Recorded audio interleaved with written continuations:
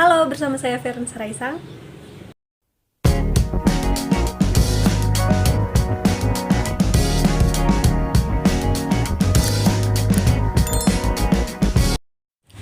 Sebagaimana kita ketahui bersama bahwa saat ini kita diguncang dengan adanya COVID-19 yang membuat kita semua harus belajar dalam jaringan atau belajar daring, baik secara formal, non-formal, ataupun informal. And this is of course makes us have to adapt to the digital world. Hal ini tentunya membuat kita harus beradaptasi dengan dunia digital. Nah, di video ini kita akan membahas tentang apa itu belajar daring dan apakah kebijakan pemerintah menerapkan pembelajaran daring ini adalah keputusan yang baik, serta cara-cara apa saja yang bisa kita lakukan agar proses belajar dalam jaringan menjadi lebih efektif dan lebih efisien. Nah, di video ini kita akan sharing bersama dengan salah satu tenaga pengajar atau seorang guru yang berasal dari Bandung yang juga punya YouTube channel. Siapakah dia? Ini dia. Halo guys, sahabat-sahabat, teman-teman Feren Saraisang ya. Perkenalkan, nama saya Mr. Phil. Saya pengajar di salah satu sekolah di Bandung ya. Saya pun sama punya channel, silakan teman-teman bisa kunjungi channel saya yang bernama Phil Arts. Nah, di sana ada banyak pembelajaran khususnya bahasa Indonesia ya, dan juga tips-tips yang menarik untuk kalian. Oke, silakan kunjungi channel Phil Arts. Thank you. Belajar daring. Menurut aku belajar daring itu terkadang menyenangkan, karena ya kita bisa memiliki lebih banyak waktu untuk bersantai di rumah. Namun, di sisi lain, belajar daring itu merupakan hal yang sangat menyusahkan. Karena pertama, pengetahuan menjadi sangat minim dikarenakan harus belajar mandiri. Kemudian, proses belajar dibatasi oleh kuota internet dan jaringan. Jadi yang tidak memiliki kuota dan juga jaringan internet tidak bisa belajar.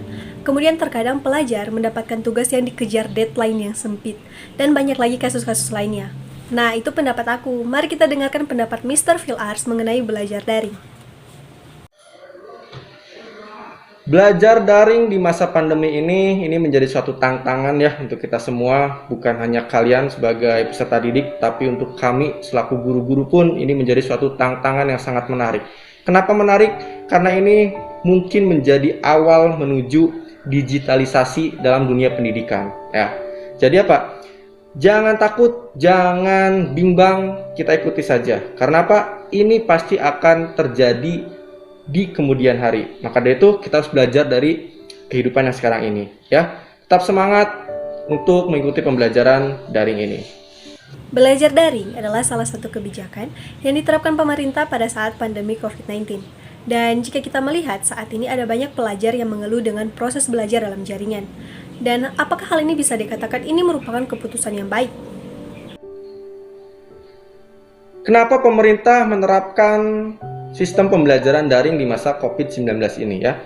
Karena apa? Satu, pemerintah lebih mengutamakan keselamatan ya, khususnya warga masyarakat Indonesia ya, apalagi peserta didik sebagai calon-calon penerus bangsa. Nah, maka dari itu pemerintah menerapkan sistem pembelajaran daring selama COVID-19 ini. Nah, ini baik menurut kita ya. Kenapa? Karena jelas kalau kita memaksakan untuk pembelajaran tatap muka di masa pandemik ini, beberapa alasan pemerintah untuk membuat konsep pembelajaran daring ini, yang tadi satu, keselamatan ya. Yang kedua apa? Agar kita bisa belajar. Bisa belajar seperti apa? Kita belajar menuju ke masa depan, ke future. Seperti itu ya. Jadi apa? Pemerintah ini sangat baik, sangat bijak. Nah, kita selaku masyarakat ya, saya selaku pengajar dan kalian selaku peserta didik, kita ikuti saja seperti apa sistem pembelajaran daring ya. Kita harus belajar menjadi masyarakat yang cerdas di era digitalisasi ini. Nah, kemudian kira-kira hal-hal apa saja yang bisa kita lakukan agar proses belajar dalam jaringan ini menjadi lebih efektif dan lebih efisien? Oke guys ya, di sini saya akan memberikan cara atau tips bagaimana belajar yang efektif dan efisien di masa pandemik sekarang. Oke, nah perhatikan, ada 3 hal yang harus kalian perhatikan dalam proses belajar selama daring ini ya. Yang pertama, satu ya, cintai dulu proses pembelajaran daring di masa pandemik ini. Kenapa? Karena kalau kalian tidak mencintai, percuma. Kalau kalian memaksa, percuma, akan bertentangan. Jadi cintai dulu ya proses pembelajaran daring ini, itu ya. Yang kedua, gunakan dan manfaatkan teknologi semaksimal mungkin. Kenapa? Karena dalam proses pembelajaran daring seperti ini adalah salah satu manfaat dan keuntungannya untuk kalian sangat besar. Kenapa seperti itu? Manfaatnya seperti ini. Kalian bisa melihat, mencari, ya, mendapatkan beberapa informasi dengan internet. Oke? Dimanapun kalian pertanyakan, ya, hal-hal apapun yang kalian ingin dapatkan, semua ada dalam genggaman kalian, seperti itu, ya. Di mana genggamannya? Di handphone kalian, guys. Jadi itu. Lalu apa? Yang kedua manfaatnya, ini nanti ke depannya kalian akan mendapatkan beberapa informasi yang menarik. Jadi kalian yang awalnya tidak mengerti dunia internet atau teknologi, kalian mampu.